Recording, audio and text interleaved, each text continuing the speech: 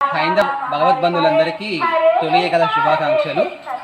తొలి ఏకాదశి అంటే హైందవ ప్రకారంగా విష్ణుమూర్తి నిద్రకు ఉపక్రమించే రోజు ఈ ఏకాదశి తిథి.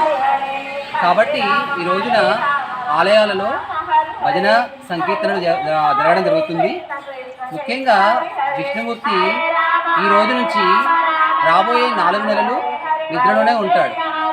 తిరిగి వైకుంఠ ఏకాదశి రోజున ఉత్తర ద్వారం వైపు అందరికీ దర్శనం ఇవ్వడం జరుగుతుంది. ఈ 4 నెలలు కూడా శూన్యమాసంగానే పరిగణిస్తారు.